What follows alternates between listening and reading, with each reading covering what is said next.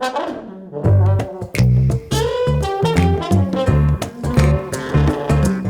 everybody and welcome to episode 13 of the Fiction Foundry podcast. I'm Phil. And I'm Ben. And we had a few technical issues, so it's taken a bit longer to get this episode out. How are you, Ben? I'm very well. How are you, Phil? Good. Have you seen Man of Steel yet? No. Oh, but good segue. I know you have. I have seen Man of Steel, but actually it's not my favourite summer movie so far. Yeah, I'm kind of disappointed to hear that because Man of Steel for me is like Tron. I've been waiting for it for 6 months and been very excited, and I'm a little bit disappointed to hear that you aren't as excited as I am now after seeing it. It's an enjoyable film. It's technically brilliant. Zack Snyder, again, visually stunning. You can't fault him. By the way, Zack Snyder, as part of our housekeeping, has just done a top 10 director's tips. Can't deal with and that's any what we're more going to top run 10, through top today. 50s. Oh God. No, you don't fancy doing that. No, well, we can do it if you want. We can slide through it. No, I don't think so. I think because if we do that, we'll have another epic 2-hour feature length. We're planning yet again to keep this one short. Right. Oh, carry on then. Okay, Man of Steel, all right. World War Z, much better. There we go. Good. Oh well, bonus. Yeah, that's fine. That was it. That was easy, very good. wasn't it? That's our film review. Yeah. This is why we're excellent. Like the new Roger and Ebert. And thanks for listening, and we'll see you on episode 14 of Fiction Foundry film reviews. Yeah. Okay then. So, what are the housekeeping we got, Phil? We have two things. One is the website, which they can see behind us on that. Oh yeah, that website. Yeah, yes, it's up and running. So it's got some new things on it as well. We have content. Yes, good. Finally, you can finally see what we've done. Actually, proves that we can actually make stuff. Yeah. Yeah. Absolutely. Which is good. But as usual, if you guys have got any sort of questions or comments about the website, please feel free. Actually, I think if you go to the contact page, there's a handy little form there. You can just type in anything you like, really. Even if you just want to tell us your favourite kind of cake, just let us know. Really? Yeah, cake is important. It is to me. Yeah, I can tell. Yeah. Okay then. So and a nice little segue there. Yeah. We've started to get emails in, so we're gonna. We've got a first email from Paul Atkinson, who has I've met once. He's just finished his degree at university. His question really is, he says, I was just wondering how you went from doing backyard films to having Hollywood clients in such a short space of time. It seems like an impossible feat to me. Picking up the odd paid runner job here and there, even competing for free work, still feels like the Spanish Inquisition. Yes. How do you get on a film set then, Phil? Well, there are a million ways. Usually, as you know, it's who you know. It does help. I mean, the biggest film set I've been on was Charlie and the Chocolate Factory. Big one. And that was a really roundabout way how I got. You must have been really young as well. Yes, I was really, really young. Yes, it was. I don't know what year that was. I don't know. Look that up on IMDb. But basically, I got on that set because I knew the production secretary on Teletubbies. Oh, really? Yeah, and so basically. Because I knew him, I was having a meeting about actually doing some first AD work. I think it was for Brum. Right. The TV station. Yeah. What do you mean the TV station? Brum TV. No. Oh, Brum. sorry. Have you never seen Brum? No. That car. It's like a children's TV. It's I for see. Ragdoll. No. Oh, right. Okay. They basically they produced Teletubbies and they did all sorts of other shows. Understood. One of them was Brum. I think it was meeting for that anyway. Really nice guy, and so I went down there, and of course their studio is actually in Stratford, but their offices are on the Pinewood lot. Right. So it was my first time. I've been to Pinewood a few times now, but it was my first time. Yes, thank you. But it was my first time. My mates just actually shot there an episode of Casualty, and I'm very jealous. But anyway. So I got to get shown around, and they were shooting Charlie and Chocolate Factory at the time, so we got to go on set. I unfortunately didn't see Tim Burton or Johnny Depp, but I got to go on some of the inside sets and get shown around, and got to go on the big outdoor set, and then of course I got to meet some of the crew, and so we were chatting to the crew, and I'm like, wow, you guys, you get to work with Tim Burton and Johnny Depp. How was that? And then they're like, oh my god, do you work on Teletubbies? Because the production secretary had his Teletubbies t-shirt, and they were way more starstruck Really? by the production secretary working on Teletubbies. No way. That's bizarre. 2005, by the way. Star Power. Oh god, it was a while ago. Yeah. So there you go, Star Power. But anyway, how you get on the sets is generally it's who you know. So you start off just by there are always going to be local filmmakers, especially when you're in a city. There are always going to be local filmmakers, local film clubs. It will only take you a quick search on Shooting People or Mandy to find some low to no budget shoot that's going on.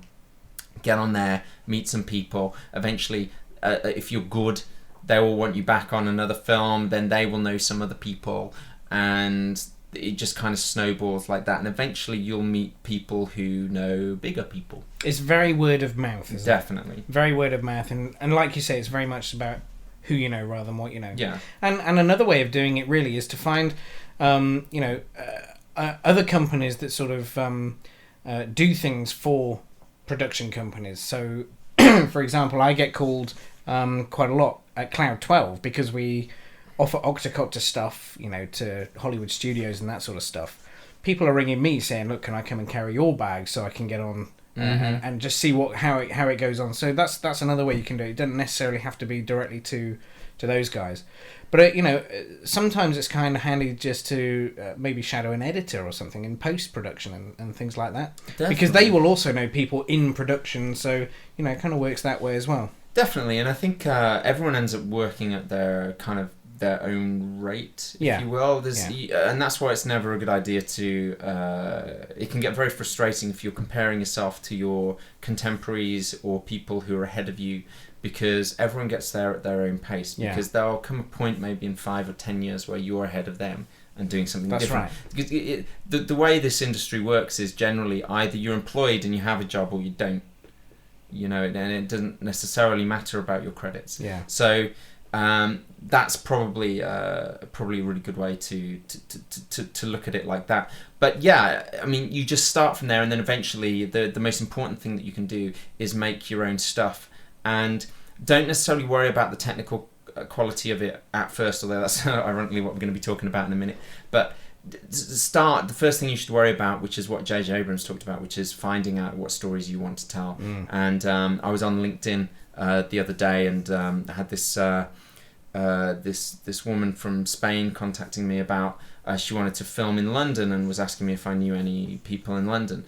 And of course we do, but I was like, well, have you done anything? Well, she says, well, she's done one short course at the New York Film School, and now she really wants to make stuff. So I'm thinking, well, why are you filming in London? Why do you want to come to London? And she was saying, she asked the same question, how do I meet people in London? I want to get a media job. And I was like, well, a media job's not going to help you. No. Because you'll make the tea and the coffee, you'll get exploited, you'll get paid the minimum wage, and you'll have to survive in London on that. And you're not going to do that. The best thing you can do is in your local town or your local city, find a camera, find a couple of friends to help you, and then find your voice. Make a few short films, find your voice, and then show those films at where they're having screenings at local bars, restaurants, theatres, where they do, your local film community hangs out. Network, meet the people, work on their films, then for free. Then they're going to work on your films for free. You've got to pay your dues like that. I've worked on so many other people's films for no money. Absolutely. And and then they will work on your films for no money, and the expertise will gradually get better as you do these things. Like, I've been...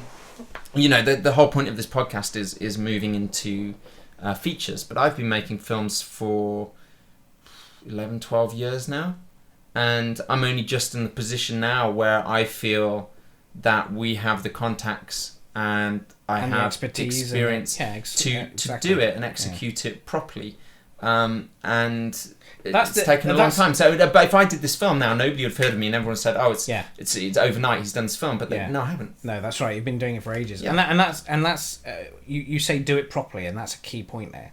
You've got to make sure that your output quality is good, because otherwise you're just like everybody else. And the only other thing that I would add to everything that you've just said is, if you do manage to get even if it's just a free job as a runner on a big production, make sure you turn up.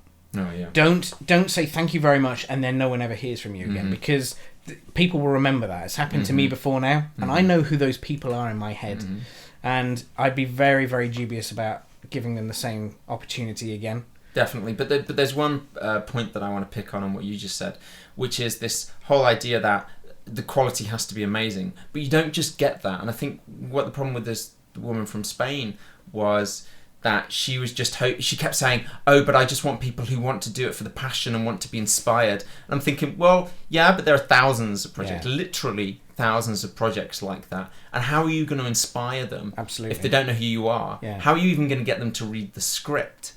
You know, and if you're going for higher level people and they don't know you, they're going to want to get paid. Even if they love the script, they're going to want to get paid. They're doing it for a living. They've got to look after their family, and they've paid their dues. That's right. They've done their freebies. Yeah. If you want to get lower level people, they want to see some stuff that you've done, so they can think, okay, this I've seen that short film.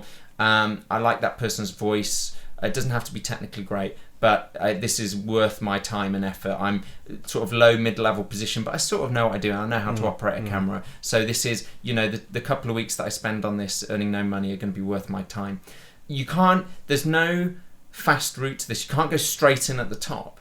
And that's the thing that I think people don't realise is they want to get there, inspire people with their great script and get all these top technical people involved, working for free, and make this film, and that's not going to happen. You have to, it's incremental steps. Find your voice, find who you are, what stories you want to tell, and like we talked about in screenwriting, no matter how good you think your first screenplay is, it's probably not that good. You know, just because your mom says it's good, Absolutely. It probably isn't, and you just have to work at it incrementally, and then eventually, after a few years, once you've worked on other people's films, they've worked on your films, you've found your voice, you've learnt a little bit about the technology, then you start getting more experienced people involved because they can see the quality of the work, still not probably short films, and build it up from there. Well, Paul, I think you've got a very detailed answer there. So let me know. Let us know how you get on. But anyway, Okay. I don't think there's any more housekeeping. No, that's housekeeping done for this week. So we're actually going to be, it's a very techie episode this time. Yeah. And we're going to be talking about the technologies, more specifically cameras, really. Yeah, I think we could talk about technology forever, and if we start getting into post and things, we need to nail it down. Limit it. Absolutely. So it's just basically talking about where we think cameras are at the moment and what people at our level are using and why they're making the decisions that they're making. Because obviously this podcast is really aimed at those people who are taking on those slightly bigger projects now, those slightly higher end projects, and they have to really make these decisions. So we're not saying we know everything, but we're just saying we just want to talk basically about what the issues are and our experiences of using these cameras. Yeah. So. The state of cameras at the moment, do you think there is now a space between the big Hollywood studio movies, what they're using to shoot, and short films, music videos, corporates that have lower end budgets? Do you think there's a gap? I do think there's a gap, but I think every year that gap gets smaller and smaller. Yes. But and it's basically all down to the digital revolution, isn't it? But what I'm seeing now is these some of the main cameras we're going to focus on today are things like 5D, Red Epic, the F65 and the Alexa, which are the ones that people are using, although they're not really using the Blackmagic at the moment. At least not people are. And one of the things I want to talk about a little bit later on is why I think maybe people should consider it as a cost-effective option. So, Ben, then, what's your main experience with cameras? I suppose really my main experience is RED-based cameras. Some of the shoots that we go on with Octocopter, for example, actually have a lot of Alexa going on. We can't fly Alexa; it's too heavy. I think the lightest Alexa is 5.8 kilos, and that's just body only. So they're quite big and unwieldy. Once you get a railrod system and a focus system and a map box and batteries and recorders and all the rest of it, they're kind of quite big systems. But most of my experience really has been with Red and mainly Epic. Mm-hmm. And how do you find it? I like it. I mean, I like it because it's small, it's compact, it's easy to use. It's very versatile in the field. If you want to change a setting, it's got a wireless red remote that comes with it. You can just beam a setting to it and it's done straight away. But it also does have its drawbacks. I mean, some of the TV shows that we've worked on, the ground-based things are always pretty much "Arai Alexa" every single time. And I think the reason for that is, and from what I've been told from other DOPs that use those, is, Epic is great, but Alexa is just more stable. The Epic is still kind of out on the edge. It's always trying to push a boundary somehow. The software sometimes creates a bit of an issue, and it just makes people nervous, especially when you spent a lot of money on your production and every single take costs a lot of money. You don't want your camera breaking down every 5 minutes. I'm not saying that the Epic does that, but there's just a hint enough of it to I understand that, but that's kind of why I love Red. Because I'm with you. Maybe Red don't do everything 100% perfectly, but it's because they're constantly developing. Yeah, they're pushing. They're updating their firmware all the time. Yeah. Although, funny actually, but there is a new firmware update for the Alexa right now. So really? Just ironically, maybe they're thinking about that. But I think I like the ethos of Red. Phil, our DOP, who's a Red whore, is... Well, actually, I had a conversation with him the other night. Don't tell me that he's going to change. Well, I had a conversation with him, and one of the films that he's just shot was shot with Alexa. And he did say he loved it. What did he love about it? He said with the Epic, what you get is an extremely precise representation of what it is that you're shooting. Every single thing that you can see is going in and it's being recorded. He said with the Alexa, he said you still get that same quality. He said, but somehow it's just more forgiving.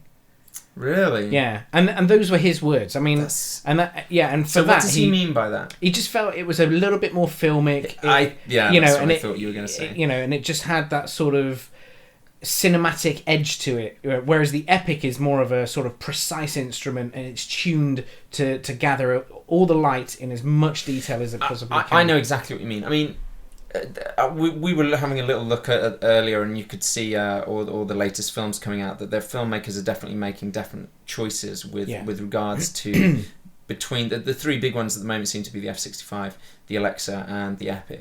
I mean, personally, I love the Epic because it's again, it's size and mobility. So you can absolutely you can shoot 5K and full resolution, and you can still, it doesn't have to be attached to anything, and it's very mobile, and you can get the camera into these places very quickly, and that's what I like about it. I also like I do think that one of the things that these cameras all do is they do give you, like what you're talking about, a slightly different filmic look. Yeah. But I actually like that kind of cold baseline.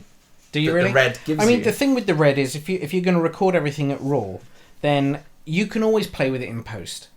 You can so you can sort of change what you're getting and create a more filmic look in post, whereas the Alexa just does it naturally, I think, and that's what it's a very subjective thing though, cameras. Yes, I agree. And these, we're talking about very minute things. But I think with the camera, when you get a raw file or whatever, you're essentially, that's your starting point. You're always almost painting over something, aren't you?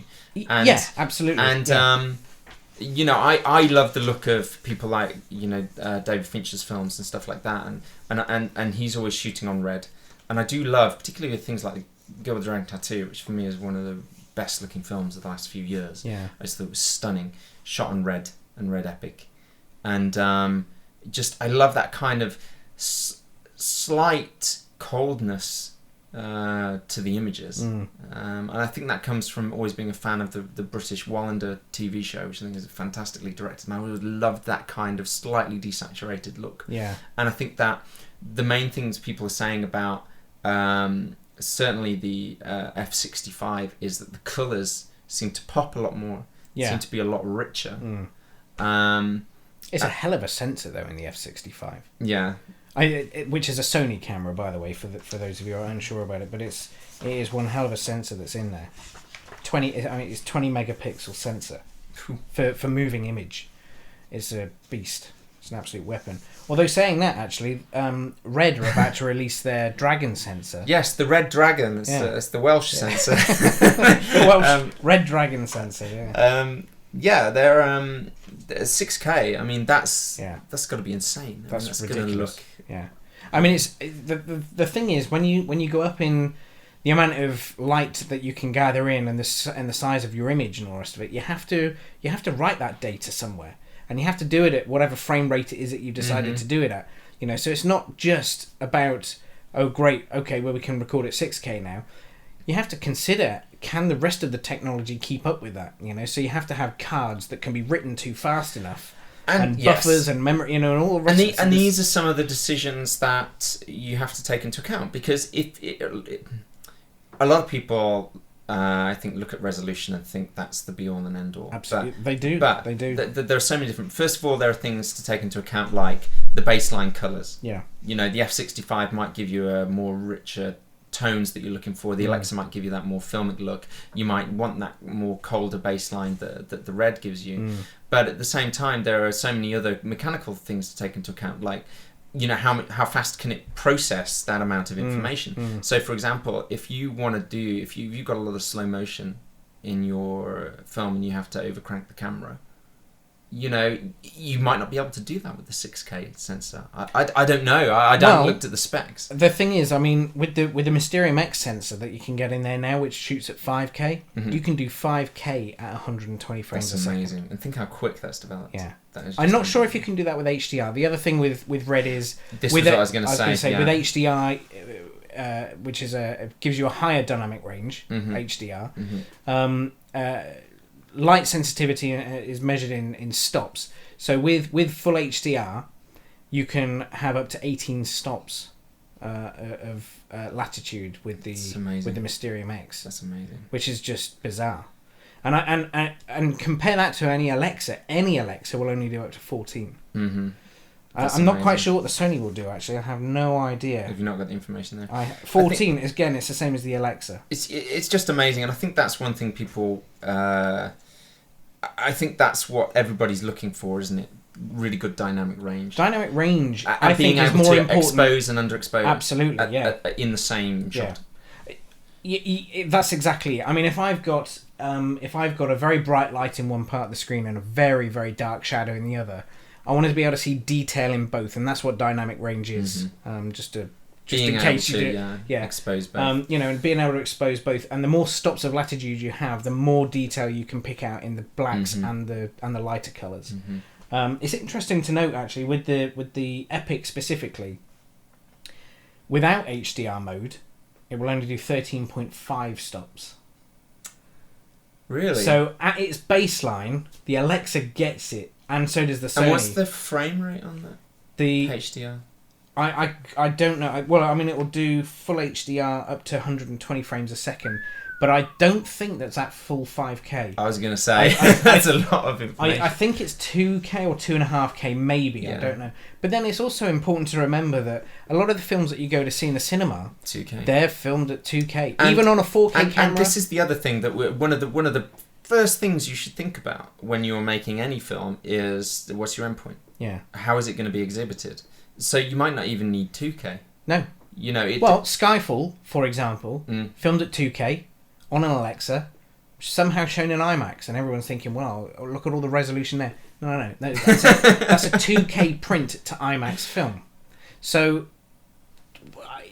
sometimes you've got to think, well, what is actually the point of having this extra resolution? All you're doing is just watching it on a bigger screen, basically. That's right. And you're making the pixels bigger. Yeah, so it's not going to be as detailed. Right, yeah. And it's amazing that, I think, considering they are now exhibiting in 4K, it surprises me that, well, the places are, but it surprises me that you wouldn't shoot it in 4K to give you that option. Absolutely. I don't know why. Why do you think they did that? Why do you think they shot in 2K? Because of the workflow. You think? That's my personal... I don't know that for sure, but, when you think about it, it's much easier to manipulate once you get it into your edit suite. 2K workflow will go through a breeze. All your machines will keep up with it. You can render it easily. You can color grade it much easier. If you shoot it in 4K, there's a lot more data that you have to manipulate per frame of film. So yeah, you just shooting at 2K makes it a lot I easier. guess the thing is with things like the Bond movies, their post process is always ridiculously short. I know, particularly with Quantum of Solace, it was something like 6 weeks. They had Really? Yeah, they had Wow. to do the edit and everything, and it was just literally like, I remember Mark Forster just saying it was one of the worst experiences of life doing the post on that, because they had this delivery date and it was just almost impossible to meet it. So I can understand that. See, my thinking on the whole 4K 2K kind of thing is, I think as we sort of progress into the future, I think 4K is going to be more predominantly for your TV in your house. Now, as we go into, even now 4K TVs are coming out and stuff like that. In the cinema, you do see a difference between a proper 4K print on the screen and a 2K print. But when you're in the cinema, because you're further away from the screen, I don't know, it's just somehow different. 2K something shot on 2K and then projected onto a 4K screen, for example, it still looks great. Skyfall 2K to 8K IMAX still looks great. So I don't know, I think if you're going to be filming something that's going to end up on a 4K telly, that's when I think people will start actually filming in 4K, thinking about the Blu-ray or whatever it is that's going to be taking up with 4K. Well, it's interesting you mentioned that, because Red have now got the Red Ray player, which is, I guess, the whole idea that you can watch 4K. If you bring out 4K TVs, you can watch 4K files or R3D files. Straight onto there. But they're actually, it's not just for filmmakers, is it? They're actually apparently going to stream content. Yeah, well, I didn't know about the streaming thing. I think so. I think I know that the Red Ray Apple or somewhere. Oh right, okay. Oh, that's interesting. Well, I think that I may have read that wrong, but I think that's. It makes perfect sense, though, doesn't it? I mean, 4K really is the next thing after HD to sort of hit the TV world, and the fact of the matter is that pretty much, I mean, when we make a film, I mean, they're filmed in 4K. When have we ever output a 4K? But you can always, do that and then just. Well, that's the thing. We never edit in 4K. It's always 2K ProRes that's the edit, and then we output normally a 2K image afterwards, or even a 1080p or something like that. But we've got it in 4K, so in the future, if we had to, we could actually output a 4K version of the same film. It's just nice to have it there, isn't exactly. it? It's like and it gives you latitude. If you shoot in 4K, even though you know that your output is going to be 2K, it gives you latitude to do certain things in the edit, so we could push in without actually making anything fuzzy, keeping resolution. And it's funny that you say that, because a lot of Go with the Dragon 2 was filmed in 5.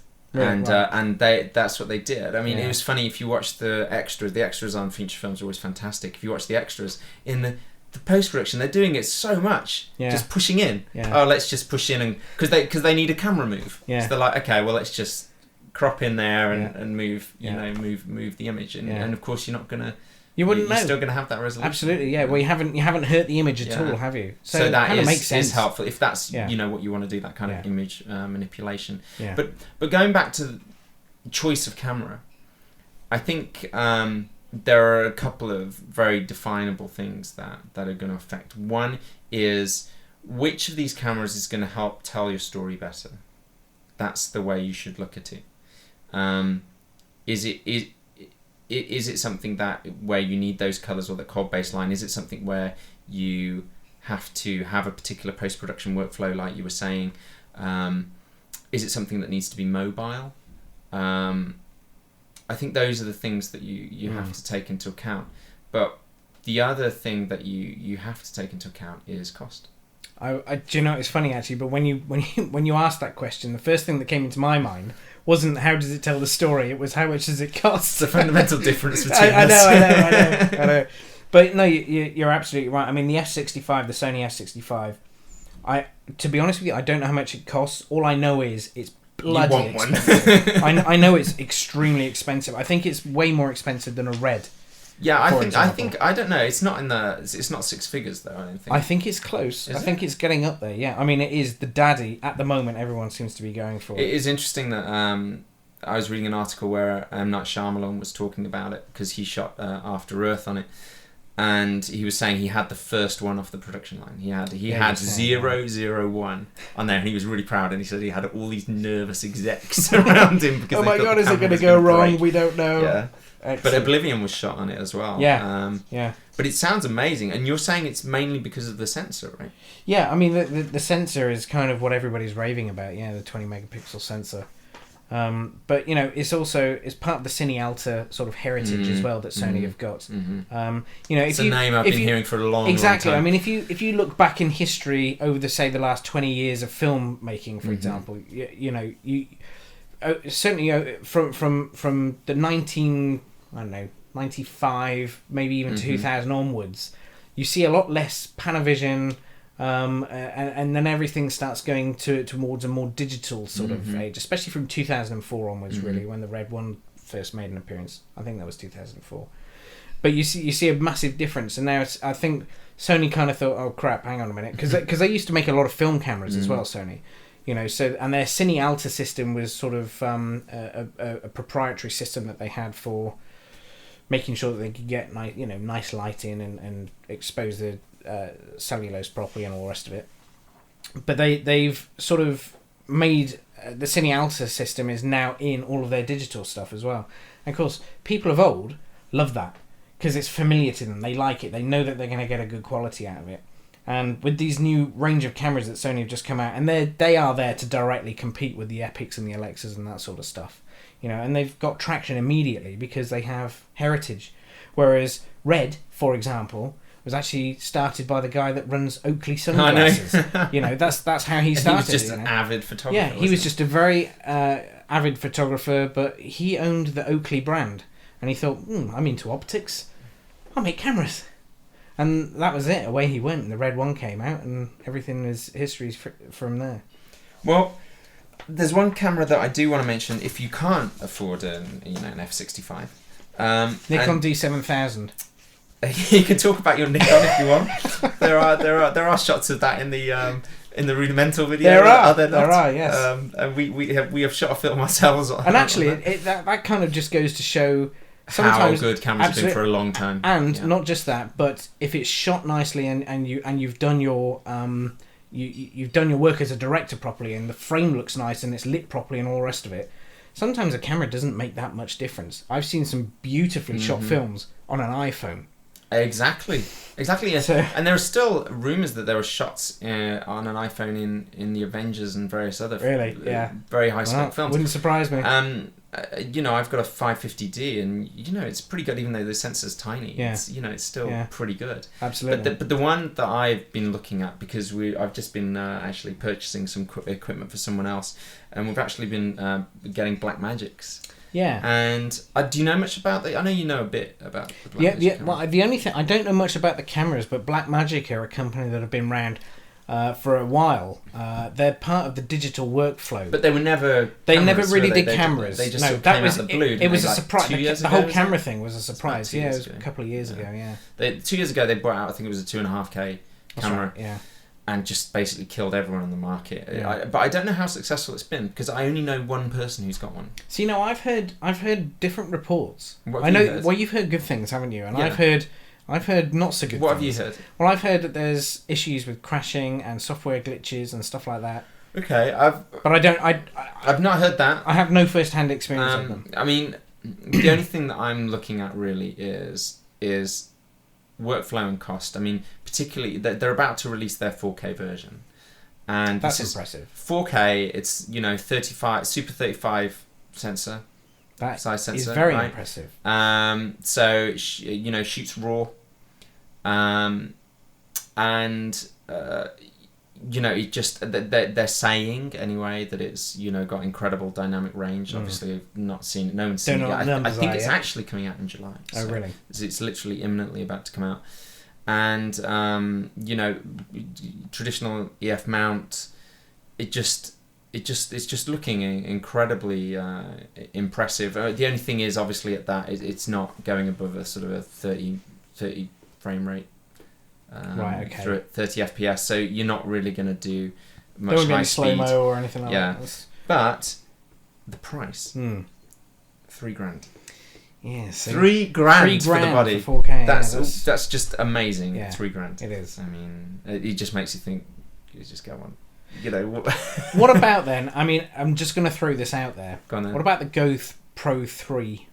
Yeah. Which will shoot 4K natively, but only at 15 frames a second. But there is a hack for you to actually get that up to 25 frames a second at 4K. That's amazing. 4K in something that costs sub £500. It always amazes me when you get these hacks on cameras, right? Because, I mean, there have been instances, haven't there? I know I think on Red, where people have hacked things or something, and they've gone, "Wow, we didn't know our camera could actually do that." Yeah. Are they deliberately holding things back for updates, or is it just? I think certainly with regards to the GoPro. Yeah. The reason that it won't do 4K at 25 frames a second is because it can't be done reliably. Mm-hmm. Because again, you've got this tiny little SD card that's trying to take in all this data at 25 frames crash. at 15 frames a second. Yeah. The flow of data is quick enough, and the memory is quick enough to actually soak that data in without dropping any frames. At 25 frames a second, they can't guarantee it. So they don't want to sell a camera, but it's capable of doing it. These are the pressure of release dates that stop this? Because if it can do it but not reliably, it's like, don't you think? Well, why don't you delay it 6 months? But then you see, the thing is, if then you've got the next thing. Exactly. Yeah. If you've got a GoPro 2. And you're going to upgrade it to the GoPro 3, and you know that the gubbins inside that writes the data to the card is capable of doing 4K but only at 15 frames. Well, rather than having to spend God knows how much on R&D for a whole new inside for this camera, well, we'll release it. 4K is our calling card. We'll just talk about that. Yeah, we won't talk about the 15 frames yeah. thing. We'll just talk about the 4K. To be honest with you, I wouldn't care. I would be quite happy if it dropped a couple of frames. I'd just keep reshooting it until I got one that actually worked at 4K for less than 500 quid worth of 4K, right? I mean, that is just incredible. Yeah. So, if we wrap this up today, because we don't want to go on too long, do we? Yeah. How long have we been going on? I don't know. This is 37 minutes. Let's wrap it up. Good. Okay, just one final question then. To you, where does this all end? What's the next big thing? It was resolution. I think people are now like, okay, it's not, because there'll be 8K and then 10K. Yeah. What's the next big thing? I don't have any imagination. So you don't know. I can't say. What are people going to obsess about? I think the thing that people will obsess about is, if it was me, I want everything in one package. I want a camera that will do 1,000 frames a second at 8K. Okay. with 25 stops of latitude. So you just think it's still always going to be the same issues? I think so. Just more of it in the same housing. Yeah. Wow. Okay. Okay. What do you think? No, I just don't know. I just think there comes a point where resolution is not. I don't know. Is not an issue anymore, because eventually you're going to get. You're going to get to a point where you're going to have a screen bigger than the sun to actually do this. I just think it must be something else, because you've obviously got that in relation to dynamic range and you've got dynamic range, you've got resolution, you've got frame rate. I mean, what else is there? Yeah, I think those are the things. I don't know. I look forward to whatever it is. It's interesting though that we still don't feel we've got enough. I think 3D will play a big part in that. Mm-hmm. I think 3D is a little bit cumbersome and a little bit of a gimmick still, but I think once it can be incorporated into a single camera, and it's much easier to use, and it's just there with a switch either on or off, I think that'll be another thing that can make a difference. I don't know enough about. Obviously, I've seen them, but we were talking about them at one point using them. But one thing I do know is consumer level of those cameras. I was just about to say, at the consumer level, just to sort of do a nice wraparound here. At the consumer level, the gap between what people can just buy in the shops and what people will normally use for making proper cinema stuff, that it's getting smaller. The lines of distinction are becoming more blurred. So I could go out and buy a Canon 5D and just use it to take photographs, but actually some of the Avengers was filmed on a Canon 5D. So you can go out and buy these things right now. Absolutely. And there's nothing wrong with any of these cameras, because they're just, if you think just a few years ago, they were proper film resolution quality. And of course the Canon 1D. That's another one that we didn't really talk about now. But we'll come back to this another time and talk about that. Yeah, and we're also gonna talk about other elements of technology that we like to use, like post-production workflow and things like that. But I think that's enough for today, don't you? Yeah, absolutely. I think we've done all right actually. Reasonably timed 40 podcast minutes for ish. once. So yeah, very good. Okay then. So you can find us on Twitter. It's at Fiction Foundry. And if you want to contact us, I'm Phil at fictionfoundry.co.uk. And I'm Ben at fictionfoundry.co.uk. And if you don't want to speak to either of us, as usual, it's howdy at fictionfoundry.co.uk. Okay, are we done? I think so. The only thing I was just going to add was some of the links that for things that we've been talking about today, certainly for cameras and stuff like that. That will be on our website from today, which is the 24th. Definitely, and I want to put, hopefully I can find the links as well to Shyamalan talking about the F-65 and also the DOP of Oblivion and Life of Pi talking about it as well. Yeah, great. So, and why they chose it. So, excellent. Okay. And you can find those, of course, at www.fictionfoundry.co.uk. Okay, all right. So it's goodbye from me. And it's goodbye from him. Hey, thank you very much. Bye, everyone. Cheers.